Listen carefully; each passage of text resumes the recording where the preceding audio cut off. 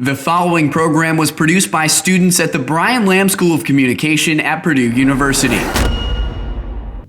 Alone in Lafayette, we'll update you on the ongoing child abandonment case that's made national headlines.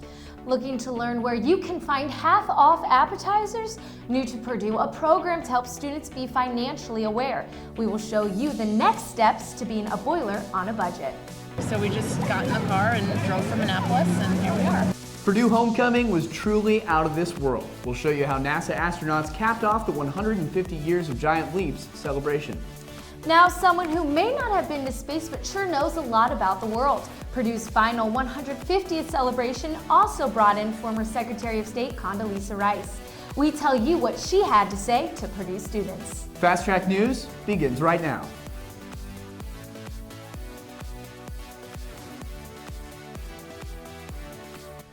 Hello and welcome to another episode of Purdue Student News Fast Track.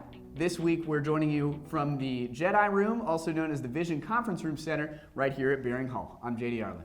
And I'm Mary Caltrider. Our top story, the saga continues in the case of the Barnett family, who recently pleaded not guilty to charges of child neglect. I went to the Tippecanoe County Courthouse to get some answers from the now separated couple. Fast Track News spoke with the father, Michael Barnett's legal team, who says they feel overwhelmed.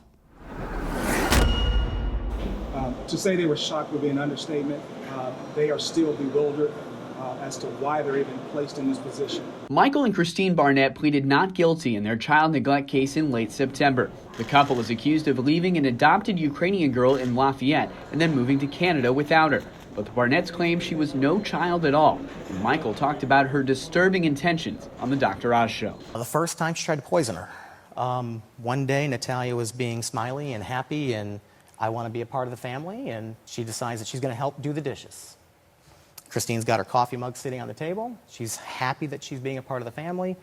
Christine turns her back to go to another room and get something. By the time she returns, Natalia's already poured a whole bunch of pine sol into the coffee. When confronted about it, it was a plain and simple matter-of-fact answer, a very thought-out adult answer. I'm trying to kill you.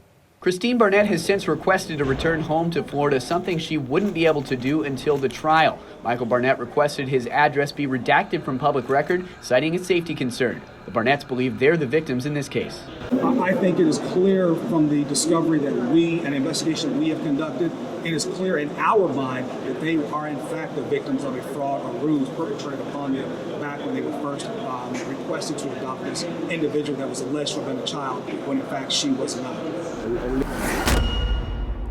The trial of Michael and Christine Barnett is set to take place in the Tippecanoe County Courthouse in mid-January, and that's just 3 months away.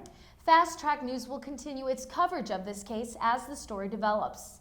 Sports gambling is now off limits for Purdue students, faculty, and staff. Details were released last Thursday in the Board of Trustees meeting following the legalization of sports gambling in Indiana. The Board of Trustees policy includes online betting and betting worldwide, either in favor or against Purdue athletics. It is still unclear how non-athlete students will be punished if they are in violation. And also from the board, Mitch Daniels' performance reviews have come back with some pretty impressive results. The board reported Daniels reached 11 of 14 metrics in the past school year, which translates to an increase in pay. The Purdue president will make over $650,000 this year as part of this high-risk salary. Daniels is one of the few presidents with such strict performance standards in all of higher education. Gosh, Mary, all that talk about salary, about budgeting, really reminds me that I need to budget myself. Absolutely, JD. We are seniors now, so we got to start making those steps to be financially prepared. Have you ever wondered what your credit score is? Or how about ways to help pay off student loans? A new program at Purdue educates students on financial wellness. All right, so I have it broken down kind of into 3 categories. One's my non-essential spending, the next is my essential spending, and then my inflow. Senior Joseph Merlino has learned the ropes of college finances, that is. I think it's really important for college kids to stick to a budget because first of all, we don't have a lot of money, but second of all, it's very kind of formative years in terms of learning how to budget and learning how to manage your money. Personally, I have a whole Excel spreadsheet that I kind of try to stick to. I get yelled at by my mom if I don't, so it's a pretty good incentive to stick to it. Joseph is not the only Purdue student taking note on their spendings. Now new to Purdue, the chance to meet and talk budgeting with an expert. We offer students one-on-one counseling, presentations, and kind of just additional resources and learning how to budget, learning about credit cards, credit scores, debt management, loan repayments, and kind of do that on a one-on-one basis. Boiler Financial Track is a new program introduced by Rec Wellness and Purdue Federal Credit Union. The program is based in the co-rec but can be found in other ways on campus. My goal on campus is to kind of create a financial wellness atmosphere, so it's constantly there, everybody's aware. It's a little symbol, it's a calculator and a notepad. Businesses to participate and kind of do discounts, and or if they have a happy hour where they do from 2 to 4, half off drinks or whatever it may be, to kind of just put that on there so students know, hey, this is one that's going to be a little bit friendlier to your budget. And I would love something that told me, hey, you've got a deal on Wednesday nights at this place. You can get, half price appetizers or half price something on this, and be a much quicker, easier place to go to. You can make an appointment with Junia or check out more of the resources from Purdue Financial Track by visiting purduefed.com/Boiler Financial Track. For Fast Track News, this has been Mary Caltrider.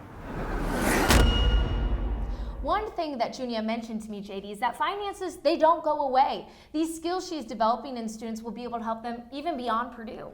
Well, the last thing on my mind in recent years has been building credit, so it's good to hear that somebody's looking out for us.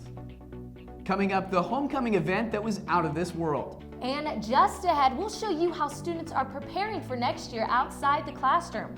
Fast Track News, we'll be right back.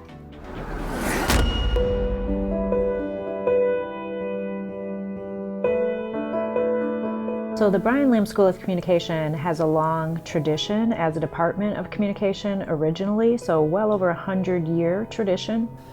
There has been communication here and the teaching of speech and organizational communication and other things for decades. We have a very vibrant, I think, curriculum for our students in 5 different areas of communication. It's everything from human relations and communication about relationships to public relations to communication within organizations to video production.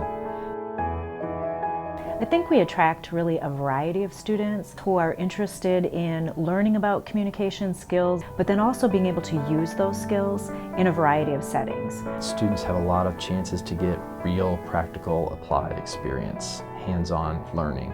The classes that I've taken have definitely helped me grow in the career that I want, and I could not imagine taking any of these classes anywhere else. I think a great part of our curriculum is when we have alumni who come back to classes and talk to students. The networking is incredible through this program. We're all over the nation and even all over the world. I've actually had an internship where a Purdue grad was working there full time, and it was at Warner Brothers Studios. I think when people hear about Purdue University, their first thoughts are probably engineering and astronauts. I'd like for students who aren't necessarily interested in being astronauts or engineers to also think about Purdue, but in terms of the Brian Lamb School of Communication. Also very excited to see what my future holds because of Purdue, and I know I'm fully prepared because of the Brian Lamb School.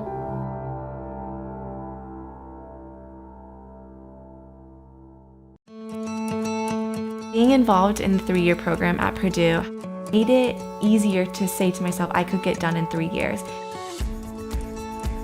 The 3-year program helped save me a ton of money.